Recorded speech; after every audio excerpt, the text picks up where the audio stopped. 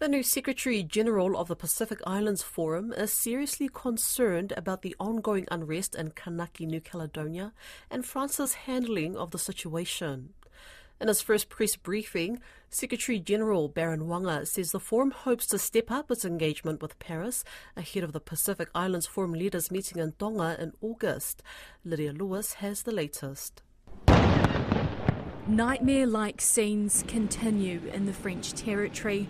Buildings are still being set alight and roadblocks still sprout up in defiance of the heavy security presence.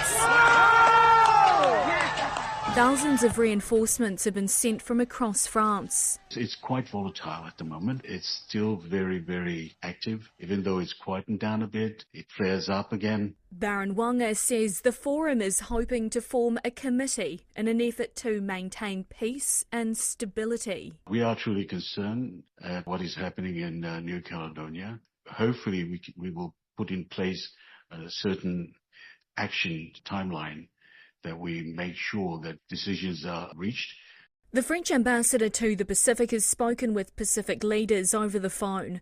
But Veronique Roger-Lacan is questioning whether forum involvement would be productive. The PIF is, of course, important regional relevant organization. At the same time, it's very important to bear in mind that we already have two dialogue processes going on. One, the national one, which I've mentioned and launched by President Macron, and second, the C24 one.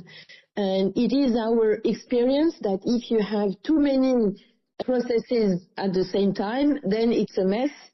A geopolitical commentator, Dr. Meg Keane, says France has missed opportunities to bring peace in the form of a regional intervention force under the Beketawa Declaration. That was an opportunity that I think was missed, to have invited in regional players to help bring calm in a situation that needed policing, a regional police task force to come in. That is still a possibility.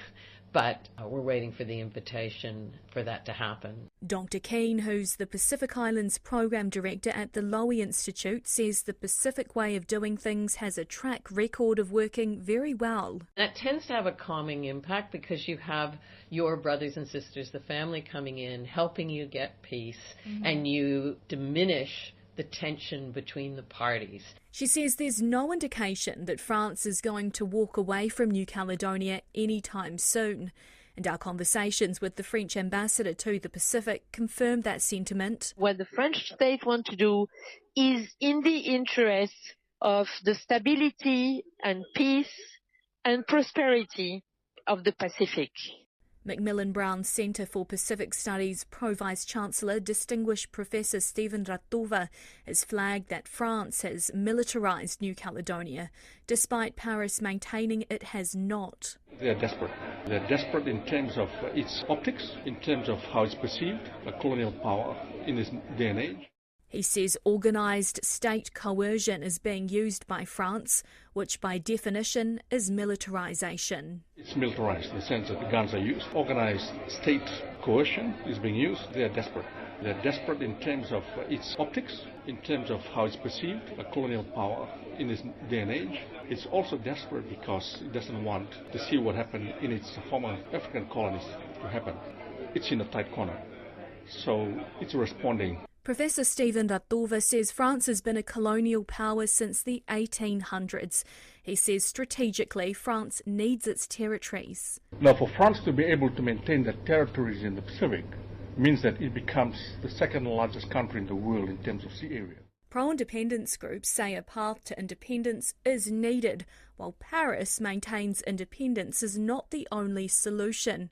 And adding fuel to the fire is the French snap elections.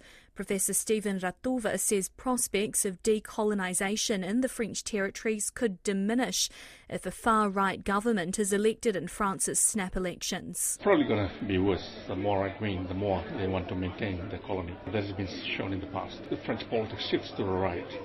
The prospects of decolonisation diminishes. France's far right is celebrating a win in the first round of voting.